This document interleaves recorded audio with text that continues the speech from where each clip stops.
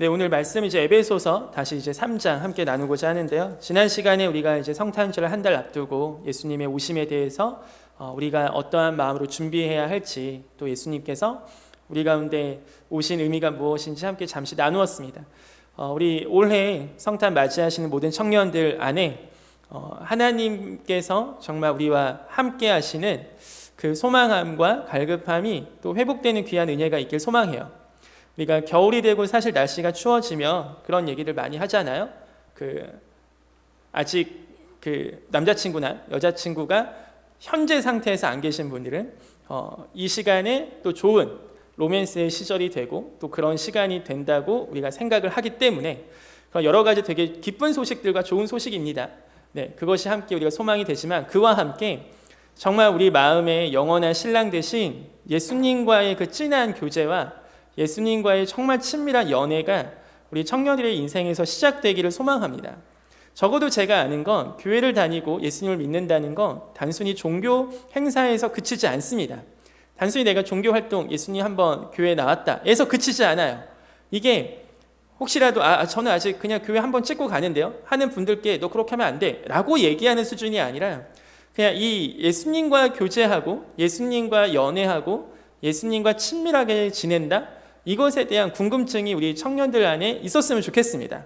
그리고 그 교제와 관계와 예수님과 난 연애 중이야 라는 생각이 이미 있는 청년들이 계시다면 그 연애와 교제가 더 깊어지고 더 진해지고 더 친밀해지길 소망해요. 적어도 예수님과 연애하고 예수님과 교제하고 예수님과의 신랑과 신부의 개념은 신약 성경을 관통하는 의미입니다. 이 복음서부터 요한계시록까지 결국 요한계시록의 결론은 신부, 신랑, 혼인잔치가 있다 이겁니다. 그 종말의 때는 혼인잔치래요. 그러니까 이 혼인잔치인데 우리가 그것을 준비하는 거구나. 예수님께서 가장 칭찬하신 세례 요한이 예수님께서 뭐라고 얘기하시냐면 신랑의 친구라고 표현하거든요. 예수님이 세례 요한을 평가하실 때 그게 뭐냐면 신랑의 친구가 신랑이 신부를 취하는 걸 너무나 기뻐하는구나. 예수님의 신랑 되심 그리고 우리의 신부됨. 이 교회가 신부로서 예수님과의 친밀한 교제가 있을 때 이것이 진정한 우리 하나님 안에서 귀한 믿음의 생활이고 그 맛인 줄 믿습니다. 우리가 이러한 예수님과의 친밀한 교제가 우리 이번 크리스마스 성탄절을 통하여 더욱더 회복되기를 소망합니다. 오늘 말씀에는 그 그리스도의 비밀 에베소서 3장 우리 함께 1절 잠깐 보시겠습니다. 에베소서 3장 1절 보면 이러므로 그리스도 예수의 일로 너희 이방인을 위하여 갇힌 자 된 나 바울이 말하거니와, 바울의 입장은 지금 너무나 분명합니다. 바울은 지금 감옥에 잡혔습니다. 감옥에 잡혔고 감옥에서 쓴 편지, 에베소에 있는 성도들을 향해 쓴 편지인데요. 바울 너 왜 감옥에 있어? 물어보면 내가 법을 어겼어 뭐 이렇게 얘기하지 않아요. 너무나 명확해요. 내가 왜 잡혔냐면 너희 때문에 잡혔어, 요겁니다. 참 너무 멋있지 않나요? 바울이 자기 정체성을 설명하는 이야기가. 혹시 우리 중에 이런 분들 계세요? 다른 사람을 위해서 혹시 감옥에 갔다 왔거나 억울한 일을 뒤집어 쓰고 감옥에 갔다 왔거나 아니면 그냥 혹시 감옥에 갔다 오신 분 계세요? 바울은 지금 감옥에 있거든요. 우리가 되게 전과자 혹은 빨간 줄 이렇게 별로 안 좋게 얘기하는 것만 같은 사회 속에 있잖아요. 그런데 바울의 정체성이 갇힌 자예요. 그리고 그것도 언제 풀려날지 모를 수 있는 이 로마 제국의 갇힌 자인데 그 이유가 너무나 명확합니다. 나는 있잖아 너희를 위하여 갇힌 거야. 너희 누구? 이방인을 위하여. 그러니까 에베소에 있는 이방인들에게 쓴 편지인데 바울의 정체성 그거예요. 내가 있잖아 너희 때문에 갇혔어. 너희 이방인을 위하여. 그럼 실제로 에베소인들 때문에 갇혔냐? 에베소인들 때문에만 갇힌 건 아니거든요. 근데 바울이 볼 때는 그냥 다 똑같은 겁니다. 어쩌면 바울은 이 시대에 우리 한가람교회 편지를 써도 이렇게 쓸 수 있어요. 내가 너희 이방인을 위하여 갇혔다. 왜냐? 그 이방인들이 복음을 전하고 또 그 이방인들이 복음을 전하고 해서 성경에 등장하지도 않는 우리 이방인들, 한민족, 우리 한국에게까지 복음이 전파되게 되었어요. 바울은 어쩌면 편지를 쓴다면 그렇게도 쓸 수 있어요. 내가 너희를 위하여 갇혔었다. 2000년 전에 너희에게 복음이 오기까지, 너희가 이렇게 예수님을 믿기까지, 너희가 교회를 세우기까지 내가 갇힌 자가 되었었다. 이게 바울의 정체성입니다. 자기의 설명, 자기 소개 너무나 간단해요. 나는 이런 사람이고 등등 다 빼고 나는 너희 이방인을 위하여 갇혔어. 이런 한 줄 쓰는 믿음의 성도님들, 또 믿음의 우리 청년들, 이러한 소망이 우리한테 참 있으면 좋겠다는 생각이 듭니다. 근데 좀 더 내용을 좀 볼게요. 그럼 바울은 왜 갇혔을까? 그리고 굳이 왜 이방인을 언급할까? 오늘 약간 본문 내용이 조금 어려울 수 있거든요. 이걸 최대한 좀 쉽게 우리 청년들 이해하려고 제가 엄청 머리 쓰고 어떻게 해야 될까 고민을 했는데 아마 어려울 거예요. 미리 말씀드립니다. 자, 2절 보시면 너희를 위하여 내게 주신 하나님의 그 은혜의 경륜을 너희가 들었다. 계속해서 말했죠. 경륜과 비밀 등등 얘기하는데 4절. 자, 그것을 읽으면 내가 그리스도의 비밀을 깨달은 것을 너희가 알 수 있을 거다. 자, 여기서 보면 그것을 읽으면이라고 나옵니다. 자, 여기서 근데 앞에 보면 비밀이라는 단어가 나오죠. 비밀. 그럼 왜 굳이 또 비밀이라는 단어를 썼을까? 지금 여러분의 머릿속에 생각나는 단어가 이방인이라는 단어가 하나 기억나면 좋겠고요. 그 다음이 바로 비밀입니다. 비밀. 왜 하나님의 비밀, 하나님의 경륜 이걸 쓴 다음에 너희가 이 비밀을 알 수 있겠다 이렇게 얘기해요. 근데 이 비밀이란 단어가 우리한테는 그냥 일반적인 용어인데 그 당시에는 영지주의라고 있었거든요. 영지주의가 뭐냐면 이런 뭐 헬레니즘의 영향을 받고 뭐 철학의 영향을 받고 해서 그냥 쉽게 얘기하면 신비주의예요. 신비주의. 이 신비주의가 어떤 식이냐? 야, 너네는 몰라. 나는 교회에서 오랫동안 기도했고 나는 교회에서 정통으로 배웠기 나는 아는데 너는 몰라. 야, 우리끼리만 알아. 이런 식의 교회 안에서 신비한 힘을 나는 금식을 오래 했기 때문에 나는 이거 알아. 근데 니네는 몰라. 이런 식으로 이 영지주의는 자기들끼리만 안다고, 자기 파벌 안에만 안다고 다른 데는 다 무시하는 겁니다. 니네는 그거 몰라. 너네는 그 지식이 너무 천해. 그러니까 이 영지주의자들은 계속해서 자기들끼리만 얘기하고 자기들끼리만 비밀을 얘기하고 공유한다는 그런 개념이 있었어요. 근데 바울이 마치 그것을 비꼬기라도 하듯 그 비밀이라는 단어를 한번 얘기하고 그 다음 이 비밀을 누가 아느냐? 4절 보세요. 그것을 읽으면 여기서 그냥 쉽게 얘기하면 그것은 말씀입니다. 그러니까 바울 사도가 지금까지 썼던 그런 편지라든지 바울 사도가 지금까지 강론했던 구약 성경이라든지 이건 너무 신기한 개념이에요. 하나님의 비밀이거든요. 복음은 하나님의 비밀인데 이 비밀이 성경에 쓰였어요. 이 성경은 전 세계에서 가장 많이 나간 책이에요. 너무 웃기지 않습니까? 비밀인데 공개하셨어요. 여러분, 기독교는 굉장히 비밀스러운 부분이 있거든요. 그런데 이 비밀스러운 부분이 모든 만민에게 펼쳐진 겁니다. 원래 이 비밀은 유대인들 안에만 있었거든요. 근데 바울 사도가 얘기하는 거예요. 이 비밀이 너희 이방인들에게까지 이제는 펼쳐졌구나. 그래서 그 뒤를 보시면요. 5절 보시면 이제 그의 거룩한 사도들과 선지자들에게 성령으로 나타내신 것 같이 다른 세대에서는 사람의 아들들에게 알리지 아니하셨다. 자, 6절. 이는 이방인들이 복음으로 말미암아 그리스도 예수 안에서 함께 상속자가 되고 함께 지체가 되고 함께 약속에 참여하는 자가 됩니다. 이게 우리는 감이 와닿지 않아요. 이게 무슨 말이야? 당연한 거 아니야? 생각할 수 있거든요. 근데 이방인이 상속자가 된다고? 이건 말도 안 돼요. 이 유대인식의 사고에서는. 유대인들이 만약에 이방인과 함께 예배하고 함께 상속자가 돼? 왜냐하면 유대인은 상속자란 개념은 하나님께 자기들밖에 없거든요. 하나님의 것에 소유됨. 이거는 유대인들밖에 없는 거예요. 마치 그 첫째 아들, 둘째 아들이 그 탕자처럼 나갔다가 돌아오고 첫째 아들이 내 재산 왜 누가 뺏어가? 내 상속인데. 이런 식의 개념으로 생각하듯이 유대인들은 이 상속자가 이방인과 함께 한다고 이건 말도 안 돼요. 마치 이건 뭐냐면 조선시대 우리 양반이었다고 생각해 보세요. 양반분들께서 백정, 천민분들과 함께 상속을 같이 나눈다는 개념이에요. 양반이신 그분이 부잣집 부녀님이 자기 집의 모든 종들과 상속을 함께 나눈다는 개념, 이 말이나 됩니까? 조선시대. 이러한 개념이 지금 이 바울 사도가 오늘 쓴 유대인과 이방인이 함께 상속자가 되고 함께 지체가 된다는데 이게 바로 오늘 말씀 본문에서 얘기하는 그리스도의 비밀입니다. 이게 왜 비밀이죠 그럼? 5절 보면 다른 세대에서 나타나지 않았다고 나오거든요. 이 개념은 신약 이후에나 나와요.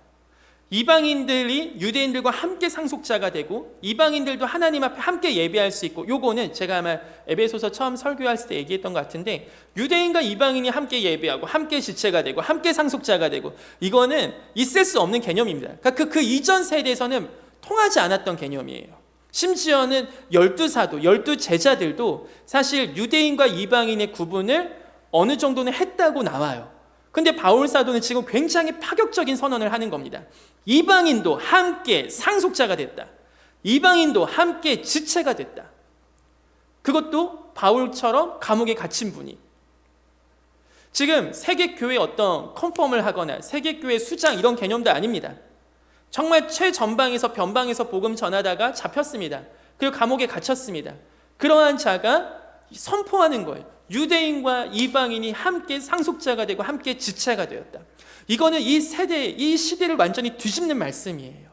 그래서 에베소서 이 3장 이 부분, 우리가 2장에서는 이방인과 유대인이 막힌 담을 허물고 함께 자라져 가는구나 이렇게 돼 있잖아요. 이러므로 내가 갇힌 자가 되었다. 왜? 그 이방인들 너희에게 복음을 전하기 위해서. 그 왜? 이게 비밀이었거든. 이전까지 니네 선배들 아무도 몰랐어. 이방인은 이방인, 유대인은 유대인. 유대인과 이방인이 함께 상속자가 된다고? 함께 한 몸이 된다고? 말도 안 돼. 이거였는데 이제는 얘들아 시대가 바뀐 거야.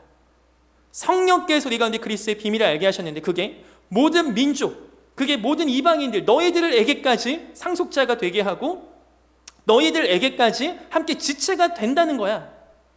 이게 바울만 주장했던 겁니까? 아니에요. 바울의 근거는 항상 예수 그리스도입니다. 우리 마태복음 28장 가보시죠. 마태복음 28장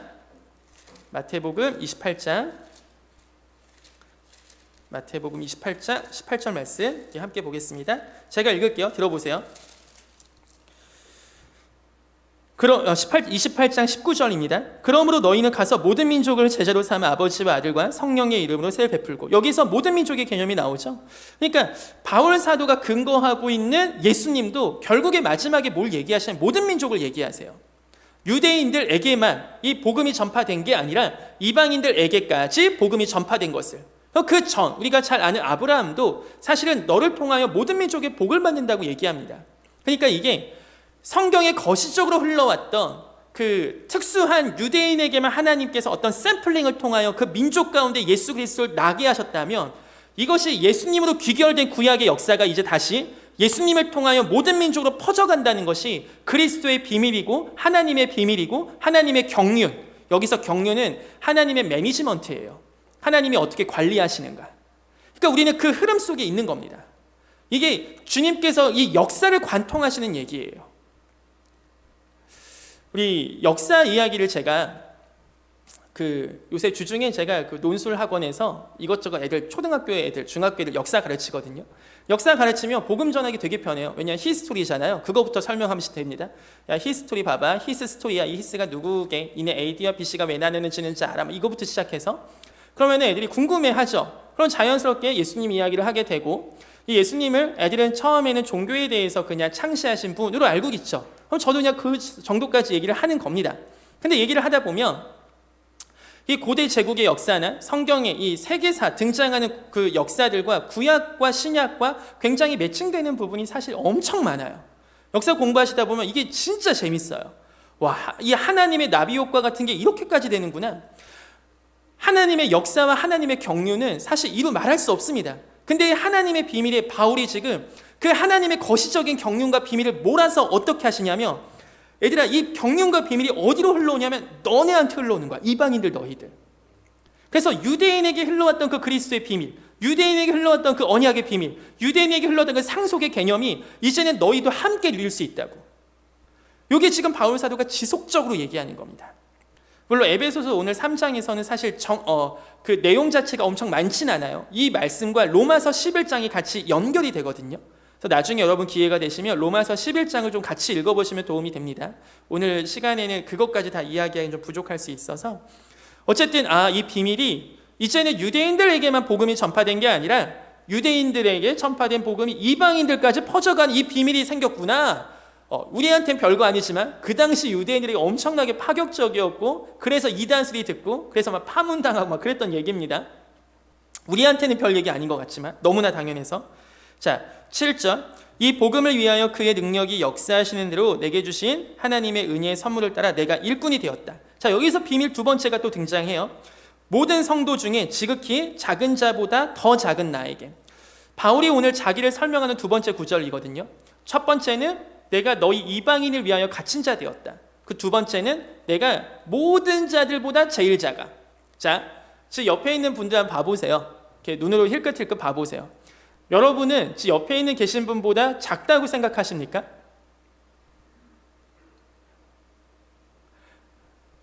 여러분은 앞뒤에 계신 분보다 혹시 작다고 생각하세요? 우리가 속으로는 그렇지 않다 생각해도 교회에서 배웠던 겸손한 척하는 법을 배웠다면 그건 우리 고개를 끄덕끄덕 할 수 있죠. 근데 이 바울 사도의 이러한 모든 성도 중에 지극히 작은 자라는 이 바울 사도의 표현은 물론 이것이 뭐 수사학적인 표현일 수도 있고 그냥 편지 쓸 때 쓰는 표현일 수 있지만 사실 하나님 앞에서 자기 존재가 드러나고 하나님 앞에서 자기가 보여진다면 이러한 고백은 어쩌면 가장 자연스러운 고백이 아닐까 싶습니다. 그러니까 이것은 하나님 앞에서 자기가 드러났을 때 이야기인 것 같아요. 우리가 자기를 볼 때 나는 정말 현차나 나는 정말 하차나 뭐 이렇게 우리가 자기 비하할 수 있잖아요. 성경에서는 자기 부인하라고 했으면 그거 맞는 거 아니야? 누가 뭐 하라고 하면 나 그거 못해요. 일단 이거부터 얘기하는 게 맞는 거 아니야? 라고 얘기할 수 있어요. 그런데 성경에서 말한 자기 부인은 자기 비하가 아닙니다. 다시 얘기하면 성경에서 말한 자기 부인은 자기가 자기를 바라보는 게 아니에요. 그걸 부인하라는 겁니다. 그럼 뭘 인정하는 겁니까? 하나님이 바라보시는 자기를 인정하는 게 성경에서 말한 자기 부인입니다. 내가 날 보고 날 평가하는 그거 말고 하나님이 바라보시는 나를 인정하는 게 자기 부인이에요. 그게 정말입니까? 창조하신 그 하나님이 은호야 너는 이래, 애야 너는 이래 이렇게 말씀하시면 아 나는 그렇게 생각하지 않아도 그것이 맞구나 라고 인정하는 게 자기 부인입니다. 그래서 날마다 자기를 부인한다는 얘기는 날마다 내가 하나님 앞에 선다는 얘기예요. 단순히 나는 멍청해요, 나는 아무것도 못해요 막 이런 거 말고 이 자의적인 겸손 말고 그냥 스스로 그냥 낮춰버리는 거 말고 그냥 하나님 앞에 나아가면 난 저절로 낮아져요. 그 위대하신 하나님 앞에 내가 기도하고 그 하나님 앞에 무릎 꿇고 하나님 앞에 나의 존재를 드러내고 하나님 앞에 내가 고백하고 찬양하면 하나님과 만남이 있다? 그럼 낮아집니다. 그냥 63빌딩 앞에 서듯이 지구 앞에 서듯이 우리 은하 앞에 서듯이 그냥 낮아지는 거예요. 그 낮아짐 속에 근데 그 하나님의 그 낮아짐을 저희 가만히 보지 않고 하나님 그분이 나만큼 낮아지셔서 죽으신다. 내 낮아짐에서 그치지 않고 하나님 그래 너 알겠어 내가 얼마나 큰지 여기서 그치지 않고 하나님이 나만큼 낮아지셔서 십자가에서 죽으셨구나. 이게 계속해서 고백이 되고 하나님 앞에 찬양이 되고 예배가 되는 게 그게 정말 구원의 감격이고 구원의 기쁨이고 우리 하나님이 정말 위대한 일을 행하셨구나. 이게 바로 그리스도의 비밀이에요. 하나님이 나에게까지. 이게 바울 사도가 두 번째 얘기하는 비밀입니다. 이방인들에게까지 복음이 전파되었던 그 복음, 비밀. 근데 그 비밀을 전한 자가 누굽니까? 모든 성도 중에 자기가 보니까 제일 작은 자인 거죠. 핍박했던 자기, 하나님을 멀리했던 자기, 열심으로 많은 자리를 죽였던 자기. 그 자기가 이방인들에게 복음을 전하고 있다는 겁니다. 원래 바울은 굉장히 강한 유대주의자였거든요.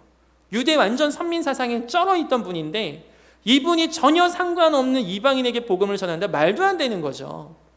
근데 하나님은 그렇게 하신다는 거예요, 지금. 이게 바로 비밀이래요. 하나님의 경륜이래요. 하나님의 은혜래요.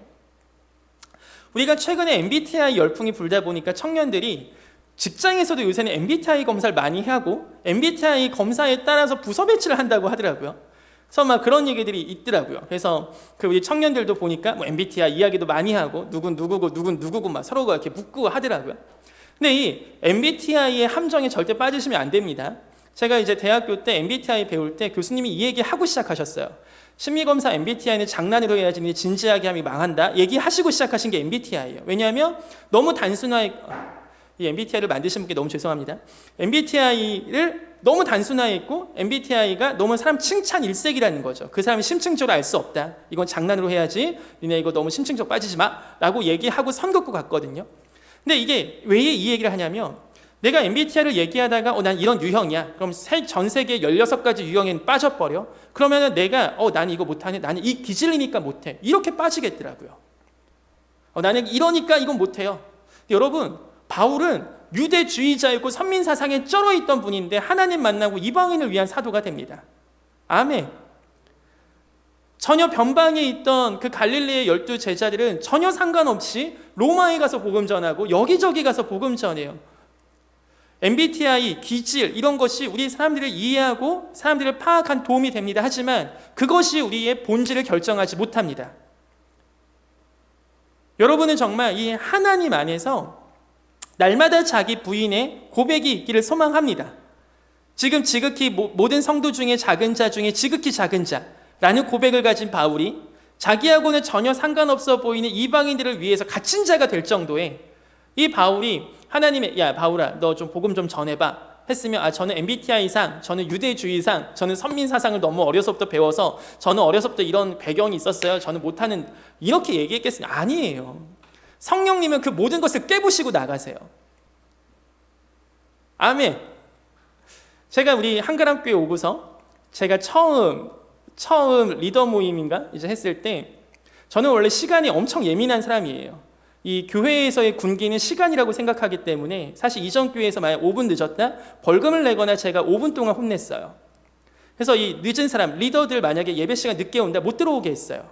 5분 늦어서 못 들어와 10분 못 들어와 정각에 들어오지 않으면 니네 예배 드릴 자격도 없어. 리더들 나가. 사실 리더분들이 그렇게 강하게 제가 많이 야단을 쳤었습니다. 우리 한가람교회는 굉장히 지금 제가 착하게 하고 있는 겁니다. 리더 모임에 딱 처음 갔는데 늦은 자매가 있었어요. 그 자매 이제 실명은 거론하지 않겠지만 항상 풀로 올 때만 엄청 예쁘게 입고 오는 자매거든요. 근데 이 자매님이 오니까 옷도 그냥 집에서 그냥 자다가 나오신 것 같고 머리도 우리 4살짜리 딸내미가 자다가 일어났을 때 그 머리 부스스한 거 있잖아요. 그렇게 나오신 것 같고 보는데 원래 제가 화가 나야 되거든요. 근데 너무 그 모습이 귀여워 보이는 거예요. 너무 예뻐 보여요. 너무 사랑스러워. 와 얘는 얼마나 힘들었을까. 이렇게 자다가 나오면 얼마나 힘들었을까. 토요일날 쉬어야 돼. 얼마나 힘들었을까. 그러면서 갑자기 너무나 마치 저희 거짓말 조금만 보태면 저희 그 딸내미 귀여워하는 그 마음이 그냥 그 자매한테 부어지더라고요.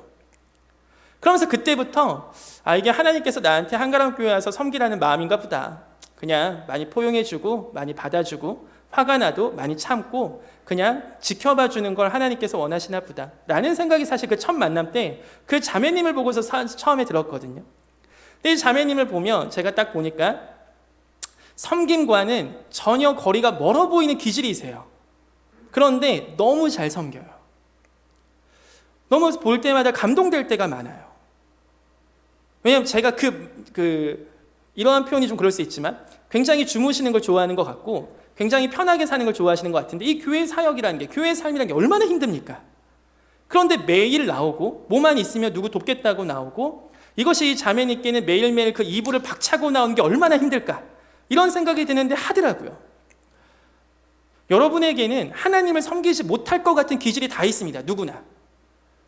여러분은 이래서 못 섬기고요. 여러분은 이래서 못 섬겨요. 나는 이런 기질 때문에 하나님 일을 하기에는 좀 부족하고요. 나는 이런 일을 하기에는 이것 때문에 부족해요. 맞습니다. 저도 마찬가지고. 그런데 하나님은 그런 하자에 있는 저와 여러분들을 갑자기 불러다가 전혀 못할 것 같은 것들을 막 얘기하세요. 시키세요. 왜 그럴까요? 우리 고생시키려고? 아니요. 제가 경험이 많진 않지만 그냥 제가 그런 하나님, 저의 기질을 약간은 무시하시는 것만 같은 그 하나님을 조금씩 섬기면서 배운 것 중에 하나가 뭐냐면 내가 알던 내가 아니더라고요. 하나님이 아시는 은호가 있어요. 하나님이 아시는 제가 있는 거예요. 근데 그걸 제가 모르고 제가 쓰지 않고 제가 이걸 못한다고 그냥 죽어 있었던 저의 마음들을 하나님이 하나씩 끄집어내시면서 봐 이거 너 너무 잘하잖아. 봐봐 이거 너 너무 잘하잖아. 하나님 너 못했는데요. 아니야. 저는 이 하나님의 풍요로우신 사랑과 포용과 그리고 기다리심과 인내하심을 찬양합니다. 이 하나님이 여러분 한 분 한 분과 그러한 동행과 그러한 교제와 그러한 사역을 함께 하신다고 저는 믿습니다. 그렇기 때문에 여러분도 진짜 하나님께서 주시는 마음들을 가지고 여러분과는 전혀 어울리지 않을 수도 있어 보이는 것들을 하나하나 해보는 은혜가 있기를 소망합니다. 그러니까 여러분이 들어야 되는 말이 하나 있어요. 세상 사람들이 여러분을 볼 때 비밀스러우셔야 돼요. 어떤 비밀이냐? 너 왜 그렇게 살아? 라는 질문을 예수님 믿으면서 한 번은 들어보셨어야 돼요. 너 왜 그렇게 살아? 이 말을 세상 사람들이 봤을 때 우리의 삶은 이해가 안 되는 게 정상입니다. 여러분 세상에서 봤을 때 우리가요 이해가 안 되는 게 정상이라니까요. 이 주일날 왜 모이냐부터 시작해서 왜 잘 모르는 사람들끼리 기질도 안 맞는 애들끼리 모임을 짜고 예배 끝나고 목장 모임은 왜 하며 성경 공부는 왜 하고 단기 선교는 왜 가며 크리스마스 때 그 놀기 좋은 때는 왜 굳이 그 전날 나와서 뭔가 해왔고 그러니까 여러분, 우리는 세상에서 봤을 때 비밀스러운 게 있어야 돼요. 그리고 너네 왜 그렇게 살아라는 질문을 한 번씩은 받아보셨어야 정상적인 그리스도입니다. 그러니까 여러분들 그렇게 얘기하잖아요. 우리 청년들 중 항상 요새 새내기를 신방하면 항상 하는 질문, 술 마셔도 돼요? 막 이런 문제 있잖아요. 술 마셔도 돼요? 술 안 마시면 안 돼요? 뭐 이런 등등등. 그러니까 이거는 제가 들어봤을 때 신은호의 허락권을 따와서 엄마 아빠한테 설득하는 그 설득용으로 쓰는 게 아닐까라는 생각이 들 때가 있어요. 청년부 강도사님이 있잖아, 술 마셔도 된대. 나는 그거 이야기 들어서 엄마한테 허락받을까 이렇게 얘기하는 건가? 라는 생각이 들 때가 많아요. 왜냐하면 항상 그런 질문을 하기 때문에. 그리고 나한테만 질문하는 게 아니라 여기저기 다 질문하기 때문에. 자, 그 얘기 뭐예요? 친구들이 얘기하는 거죠. 너는 왜 술 안 마셔? 그러니까 너 왜 그렇게 살아? 이 모든 얘기를 하나하나 종합해 보면 여러분은 비밀스러운 자들입니다. 왜 그렇게 사시는지. 그리스도의 비밀이고 이것을 간직한 자고, 이 전혀 이방인을 위하여 사역하기 위해 준비되어 있지 않았던 것만 같은 그 바울을 하나님께서는 그렇게 사용하시고 이끌어 가시고 바울을 통하여 비밀을 전파하게 하세요. 그 비밀 전수가 이제는 그 바울에게서 이 에베소 교회에서, 그리고 이제는 한가람 교회까지 온 줄 믿습니다. 우리는 이 그리스도의 비밀을 전파하는 자들이에요, 이제. 근데 이 그리스도의 비밀은 우리만 할 거야 이런 거 아니에요. 하나님은 말씀 성경책을 주셨어요. 누구든지 읽을 수 있게. 그리고 이 성경을 읽는데 모두가 이걸 읽고 믿는 건 아니죠. 모두가 이걸 읽고 다 예수님 믿고 그런 건 아니잖아요. 다 아시겠지만. 그러니까 비밀이에요. 읽지만 못 깨달을 수도 있어요. 읽지만 내가 안 믿어질 수도 있고요. 근데 그러한 상황 속에 우리가 함께 기도하고 함께 섬기고 함께 이 비밀된 사역들을 함께 가지고 나아가는 줄 믿습니다. 자, 마지막 말씀 나누고 마치겠습니다.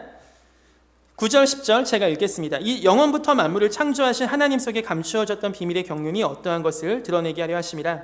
이는 이제 교회로 말미암아 하늘에 있는 통치자들과 권세들에게 하나님의 각종 지혜를 알게 하려 하심이니. 아멘. 하나님의 영원하신 경륜이 있대잖아요. 비밀의 경륜, 하나님의 비밀적인 매니지먼트. 이 하나님의 매니지먼트에서는 하나님의 인사 관리 체계에서는 세상에서 이 삼성과 LG 뭐 이런 대기업들과 달라요. 어떤 스펙 좋은 이런 거 아니에요. 하나님만의 고유의 어떠한 매니지먼트가 있으신 것 같아요. 근데 이것이 뭘로 귀결되냐? 이게 바로 10절 나오는 교회입니다. 이는 이제 교회로 말미암아 하늘에 있는 통치자들과 권세들에게 모든 지혜를 알게 하려 하신대요. 이 비밀이 어디로 다 귀결됩니까? 교회입니다. 교회. 이 교회가 뭐냐면 유대인과 이방인의 총체적인 그리스도를 믿는 자들입니다. 그러니까 우리가 이제 하나의 교회인 거죠. 이 교회를 하나님께서 세우셨어요. 이 교회를 통하여 모든 자들이 이 비밀을 듣게 하고 비밀을 보게 한다는 겁니다. 그래서 성경을 세상에서 읽지 않아도 사람들이 여러분을 읽을 때 그것이 성경을 읽은 효과와 같이 나오는 게 우리 교회의 존재 목적이에요. 다시, 성경을 읽어야지 은혜를 받고 깨닫잖아요. 근데 세상 친구들이 성경 주면 잘 읽습니까? 안 읽잖아요. 근데 이들이 성경을 읽을 수밖에 없게 하는 강제적인 게 있는데 그게 여러분이에요.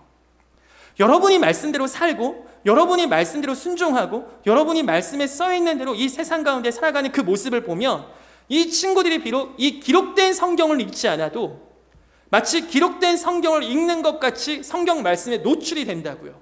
그래서 그들로 하여금 이 하나님의 영원한 경륜을 알게 하신다고요. 그 전까지 유대에서 이 말씀 구약 성경밖에 없었습니다. 근데 이제는 성령께서 신약시대에 임하셔서 에베소 교회 같은 교회들이 생겨났고 그 교회들을 통하여 하나님의 말씀이 이방인들에게도 복음이 막 전파되었던 그 상황들이 이러한 맥락 속에 흘러나왔어요. 2021년 이제 2022년이 되는 한국에 있는 서울에 있는 여러분, 우리 서울권에 사는 우리 청년들 한 명 한 명이요, 마치 이 성경책이 밖에서 돌아다니는 것처럼 쓰인 거예요. 이게 지금 하나님의 거대하신 경륜이에요. 하나님의 매니지먼트예요.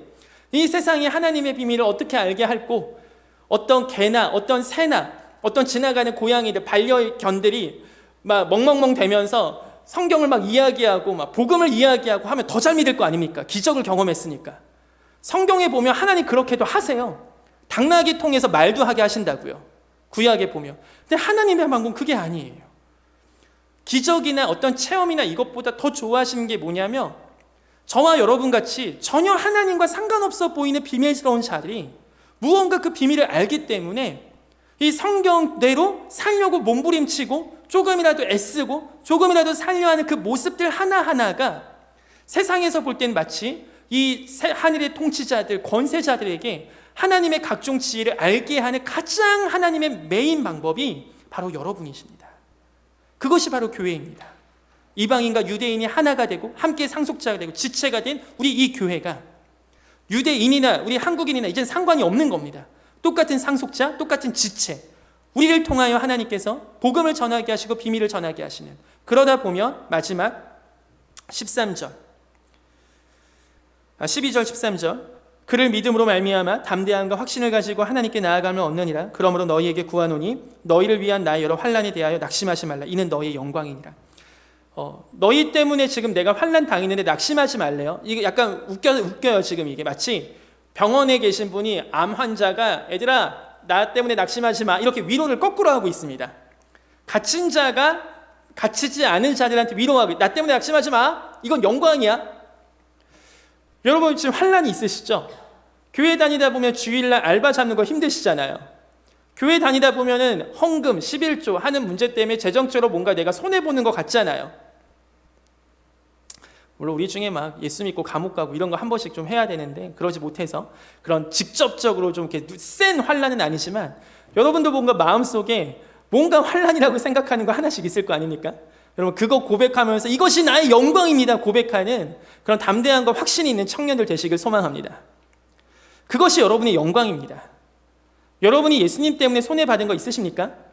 예수님 때문에 무언가 손해보고 이것이 나한테 좀 피해가 오고 시험 기간 때 공부 더 하는 시간 뺏기고 이런 등등등 이 모든 것이 여러분의 영광인 줄 믿어요. 그것이 설사 뭐라고 할지라도. 그러니까 우리 이곳에 있는 모든 한가람 청년들 한 명 한 명이 이 담대함과 확신으로 하나님 앞에 바로 서길 소망해요. 쭈그려 있지 말고 찌그러져 있지 말고 세상에서 뭐라 하든 막 교회가 왜 이래요 예수님 왜 이래요 뭐 목사가 잘못 세상에서 뭐라 하든 이건 잘 몰라서 하시는 얘기예요. 물론 우리가 잘못한 것도 있겠지만 거기에 우리가 위축되거나 거기 완전 함몰돼서 내가 교회 다니는 걸 숨겨야 이러고 살지 말라고요. 여러분은 하나님의 경륜을 가진 자들입니다. 하나님의 매니지먼트, 하나님의 거대한 그 역사 속에 지금 이 끄트머리에 여러분이 계신 겁니다. 아브라함과 이삭과 야곱과 등등등 계속 다윗과 흘러왔던 예수님 12제자 그 다음 바울사도 그 뒤로 흘러왔던 그리고 우리 주기철 목사님, 손양호 목사님 한국교회 역사의 이제 끝에 우리가 함께 있어서 그분들이 걸어왔던 그 환난에 대한 담대함과 확신을 가지고 나아갔듯이 우리도 이 시대에 여러 가지 어려움과 여러 가지 취업의 난과 여러 가지 먹고 사는 문제에 고통이 있겠지만 우리가 이것에서 무릎 꿇거나 돈의 신 앞에 무릎 꿇고 모든 세계관, 이 세상의 가치관에 그냥 똑같이 살아가는 그런 거 말고 진짜 비밀을 가진 자들로서 한 걸음 한 걸음 담대함과 확신을 가지고 세상과는 다르게 살아가 버리는 그러한 비밀스러운 자들. 너네 왜 그렇게 살아? 바로 그것이 교회라고요. 그러면서 세상으로 하여금 알게 하는 겁니다. 하나님의 비밀을, 하나님의 경륜을, 하나님의 사랑을. 미얀마 군 쿠데타 사건이 한 몇 개월 전에 있었죠. 그래서 우리는 계속 걱정합니다. 미얀마 어떻게. 근데 이제 미얀마에서 계신 선교사님과 어떻게 하다가 교제하게 됐는데 그분께서 이런 얘기를 하더라고요. 미얀마는 소수민족들이 많거든요. 근데 가장 많은 민족이 버마족이에요. 근데 이 버마족이라는 곳이 그 미얀마의 가장 헤게모니, 강력한 힘을 가지고 있기 때문에 그동안 선교를 하며 버마족은 유독 복음을 잘 받아들이지 않았대요. 아무래도 잘 살고 좀 교만한 부분이 있으니까 그랬겠죠. 나는 예수님 필요하지 않아, 우린 불교야 이랬는데 쿠데타 사건이 나고 이 버마족도 그냥 똑같이 군벌 밑에 지금 많이 고통을 당하고 있는데 이때 선교사님들이 사실은 한국에서 선교사도 많이 가 있지만 한국 비즈니스인들도 거기 많이 가 있거든요. 근데 이분들이 대부분 또 기독교인들이 많으세요. 그곳에 가서 선한 마음으로 선교사님 많이 돕는 분들도 계시고 이런 분들이 굉장히 선한 일들을 많이 하세요. 현금이 부족하신 그분들한테 현금들을 지불해드리면서 어떻게든 하루하루 버틸 수 있게 하고 여러 가지 해외 구호물자를 받는 루트가 되어주셔서 고통하고 있는 거의 죽어가고 있는 현지인들에게 찾아가셔서 의료 서비스를 제공해 주시고 그러다 보니까 그동안 마음문 닫혀 있었던 이 버마족의 복음 전하는 속도가 엄청 빨라졌대요. 이전에는 잘 안 오시던 분들이 오시기 시작한대요. 그 지역의 유지들, 그 지역에서 야 니네 선교사 나가 이렇게 약간 핍박했던 분들이 오셔서 선교사님 좀 도와주십시오 라고 하면서 이 복음의 문이 조금씩 오히려 더 열려가고 있대요. 하나님의 비밀은 어떻게 될지 모릅니다. 하나님의 경륜은 이 세상의 위정자들과 세상의 권세자들이 어떻게 하든지 간에 하나님은 그것까지도 역이용하실 수 있는 비밀과 능력과 지혜가 있으신 분이십니다. 누굴 통해? 너무나 작아 보이는 그 선교사들 통해, 아무 힘도 없어 보이는 그런 분들을 통해서 하나님은 역사를 전진시키세요. 바울같이 모든 성도 중에 지극히 작은 자라 고백하며, 바울같이 전혀 상관없어 보이는 그 일에 하나님 사랑하는 마음 하나로 순종하는 여러분들 같은 자들 통하여 이 시대도 마찬가지라 생각합니다. 여러분, 그러한 정말로 잘나서가 아니라, 뛰어나서가 아니라 모든 성도 중에 가장 작은 자 같고, 이곳에 있는 모든 청년 중에 내 신앙이 가장 작아 보이지만, 오늘 이 시간 함께 기도하며 이 시대에 비밀을 가진 자들로서 비밀스러운 삶을 살아가는 그 은혜가 우리 한가람교회 청년들에게 있기를 소망합니다.